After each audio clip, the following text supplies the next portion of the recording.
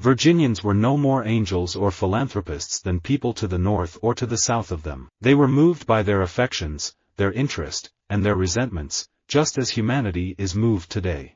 As a philanthropist, I try to help people take ownership. Everything I've done is rooted in the notion that every human being is born equally capable. What people lack is equal opportunity.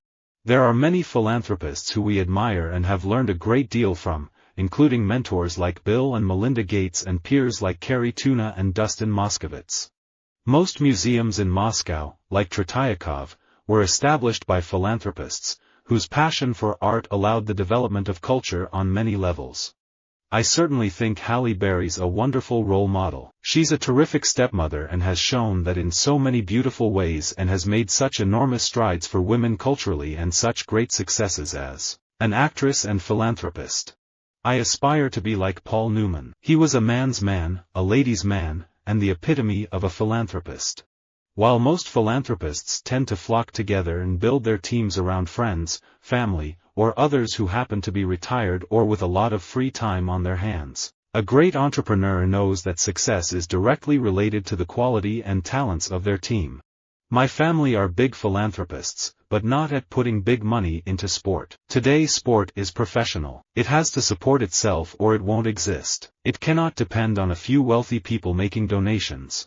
My father, one of the great entrepreneurs and philanthropists of this state, taught me that capital, monetary or political, is to be used to benefit others. I intend to continue that tradition.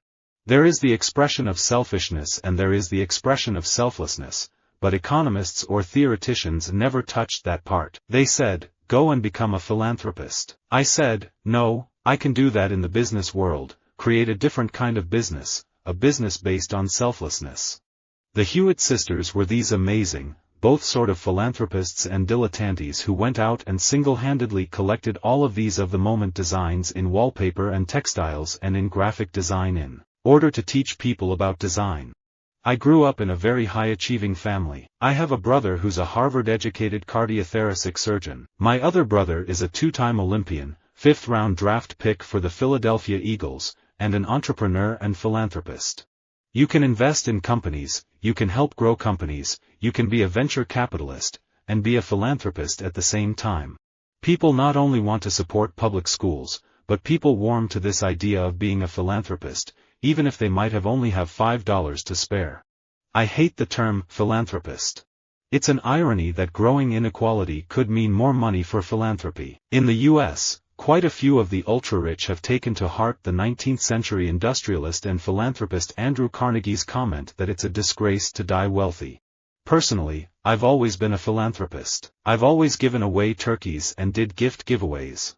I've blown myself up as a revolutionary and conscious artist, as a philanthropist and a performer. I'm proud of the fact that besides being known as a successful former football player, I've also worked hard to establish myself as a successful businessman, network broadcaster, sports entertainment executive and philanthropist.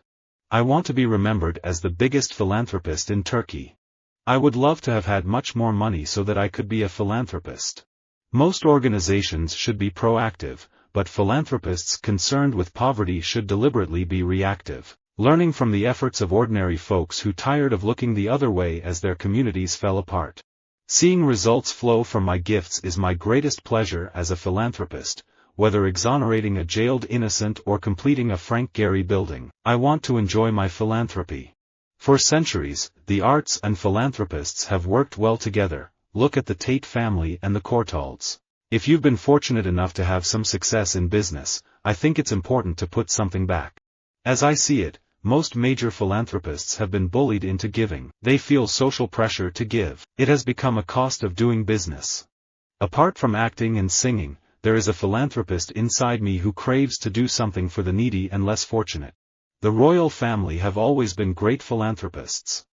I've been a philanthropist for all my life, and I've had many involvements in humanitarian and environmental issues. Rambo isn't violent. I see Rambo as a philanthropist. I'd make Jack Benny look like a philanthropist. Online, you can become much more than a reactive donor, you can become a proactive, strategic, collaborative philanthropist. improving your giving every day by tapping into the wealth of philanthropic resources available at the tap of a keyboard or the click of a mouse. I would say to young entrepreneurs and budding philanthropists, are you giving to feel good or do good? I'm not a good philanthropist yet, I'm not as good as I'd like to be, I believe very hard in luck. It's all chance, therefore, any privilege you have is chaos. I would like philanthropists to take more risks and invest more in risk capital. You can't be no philanthropist, no Warren Buffett, unless you make something first. Most philanthropists would still rather donate to elite schools, concert halls or religious groups than help the poor or sick.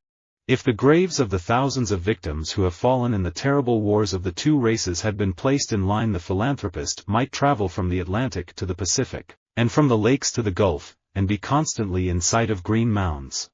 As a philanthropist, I give away a lot of money every year. Yet I thought there was a higher leverage to come in and create movies and TV shows that were actually able to do some good in the world.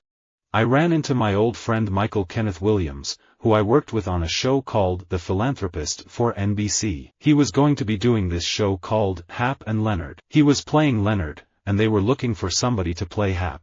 Most philanthropists want to be effective altruists, but the problem isn't intention, it's measurement. Unlike financial investing, which has reporting standards, audit processes, and educational requirements, social investing is notoriously tricky to evaluate. My work as an artist is completely separate from my work as a philanthropist. As philanthropists, the most powerful legacy we can create is one that keeps on giving through our children. The most amazing philanthropists are people who are actually making a significant sacrifice. I joined the Young Philanthropists Circle at the Musée des Beaux-Arts. We have little events every month where you learn about a different artist and you see the exhibit and you get an inside look at the technique used. My undergraduate studies at Brown and graduate degrees from Harvard prepared me for a multifaceted career as an actor, entrepreneur, and philanthropist. Since 2010, Hillary Clinton's State Department, with the aid of Brazil, France, and Canada and in league with the Clinton Foundation and other philanthropists, put into place something like a never-ending coup, an everlasting intervention. My goal is to work diligently to become the top philanthropist in the world. I want to spread the message in the US that there are good philanthropists in China, and not all are crazy spenders on luxury goods. Philanthropists can learn important lessons from business entrepreneurs. They both spend their time solving problems. And to be successful, they both must overcome physical challenges and create self-sustaining operations. And ultimately, they must allow people to take action for their own benefit. My giving story started with my parents, my late mother, Frances Arrillaga, who dedicated her life to philanthropic and community service, and my father, John Arrillaga, whose daily generosity of heart, mind, and hands-on contributions make him one of the most extraordinary philanthropists I know. Visit our website for more quotes, quoting.com.